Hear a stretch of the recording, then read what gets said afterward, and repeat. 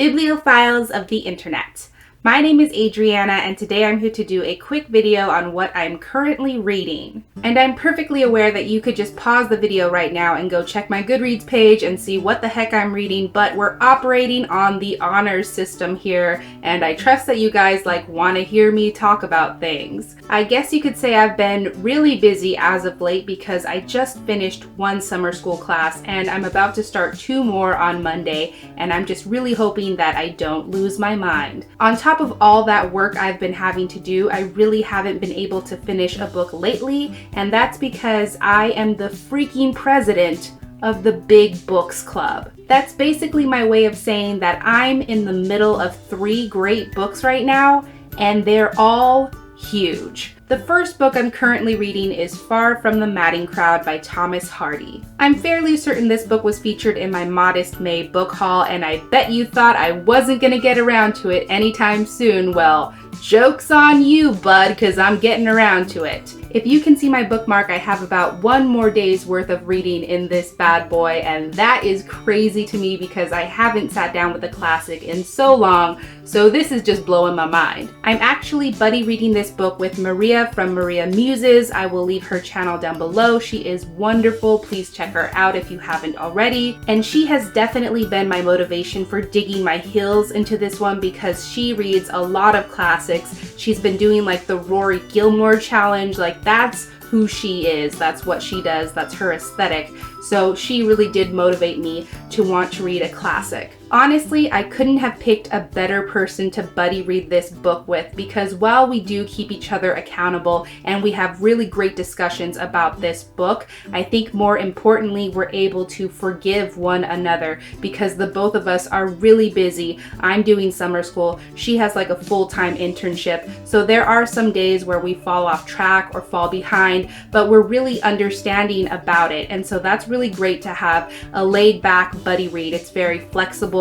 It's very easygoing. We've been reading 3 chapters a day, and that's really been working for us. My plans are to hopefully finish this book tonight, and I can't wait because this is honestly one of the better classics that I've ever read. So the really great thing about having a laid-back buddy read is that I've had time to start another book that I can read in the meantime when I'm not busy trying to reach our daily goal of 3 chapters. And the book that I started was Uprooted by Naomi Novik. In this case, I don't think started is the right word because I'm technically 314 pages into this book and it's only 440 pages, so I'm almost done. All I can say about this book right now is that I am so in love with it. This is the female-driven fantasy that I've been wanting for so long, and it also focuses on platonic relationships, the friendships between characters, specifically female characters.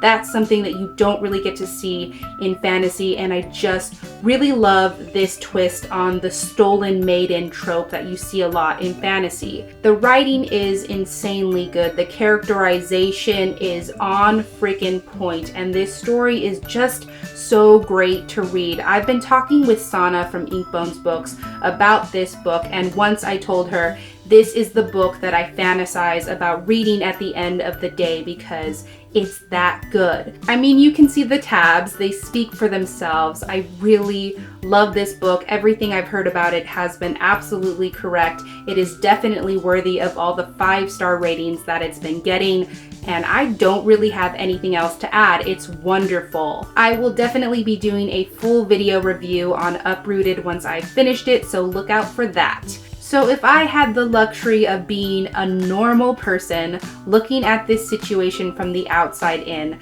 I would probably tell myself, okay, Adriana, you're reading 2 400+ page books right now. Cool your jets.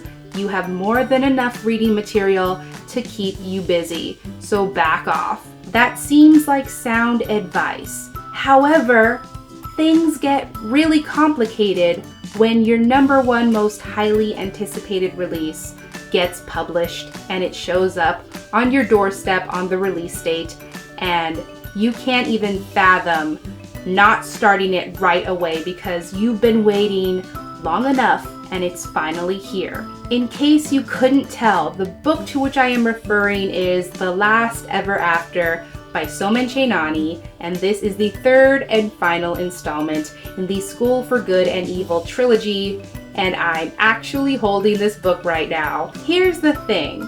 For whatever reason, I never thought to look up the page count for this final installment on Goodreads before its release date. I just didn't. It totally slipped my mind. So I was pretty shocked when I opened my package on July 21st to find this brick of a book, which is 672 pages of glory. Feast your eyes on how much content is in this book. That spine though, it's so huge. Again, to say that I started this book would just be inaccurate because I'm 450 pages in. Honestly, I'm overwhelmed. I have so many thoughts about this final installment already, and I can't put any of them into words. I love this trilogy so much. It is incredibly well written, and even though it's a middle grade series, it is not at all condescending to its target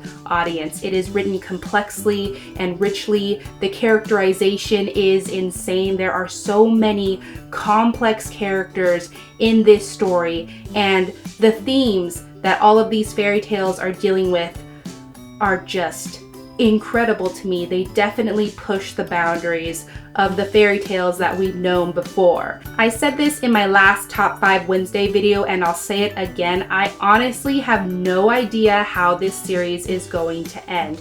And that's crazy because I'm almost 500 pages into the final installment and I still have no clue.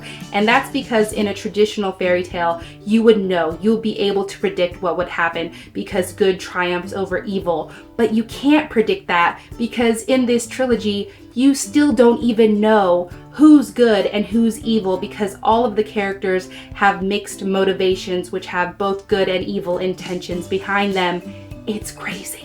I literally only know one booktuber who is caught up with this series and as invested in it as I am, and that is Ivan from Sonahaazrah. He has already finished this book and ultimately he loved it, and I feel like I'm going to be right there with him because I just love it so far and it's giving me life. Also, I will leave Ivan's channel linked down below because he's amazing and you should all subscribe to him and he's my fave. Right now, I'm consistently getting through about 100 or more pages a day with this book, so I'm sure I will be done with it shortly, and then I won't know what to do with my life once it's over. So those were the 3 books I've been balancing lately. I know it seems insane, but my reading life is really freaking good right now. In the comments down below, please let me know if you have also read any of these books or if you plan to in the future, and be sure to let me know what you are currently reading. But that is everything I had for this video today. Thank you so much for watching. I really hope that you enjoyed it,